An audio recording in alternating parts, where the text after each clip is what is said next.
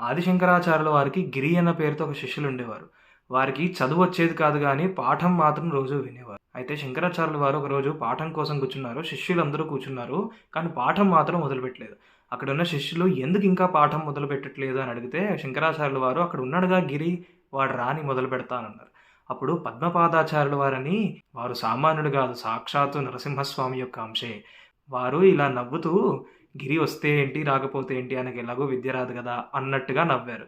అది శంకరాచార్యుల వారు గ్రహించి, ఓహో! ఈయనకి కొంచెం గర్వం వచ్చింది, దాన్ని అణిచివేయాలి, అలాగే గిరిని గూడా మనం కరుణించాలి అని చెప్పి ఒక్కసారి తన అమృత దృష్టిని గిరి వైపు మరలించారనమాట. అక్కడ గిరి శంకరాచార్యుల వారి యొక్క బట్టలు ఉతికి ఆరేస్తూ ఉన్నాడు.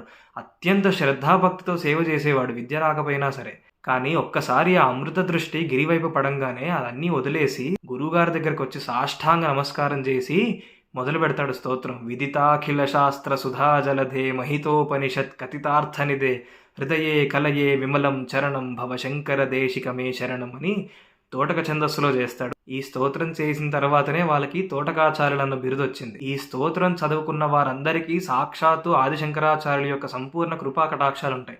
శంకరాచార్యులు వారి అనుగ్రహం ఉంటేనే వారి పీఠానికి సంబంధించిన భారతీ తీర్థ మహాస్వామి వారో లేదా విధుశేఖర భారతీ మహాస్వామి వారు లాంటి గురువుల దర్శనం మనకి లభిస్తుంది, వారి అనుగ్రహం మనకి లభిస్తుంది. అందుకని తోటకాష్టకం రోజు చదువుకోండి.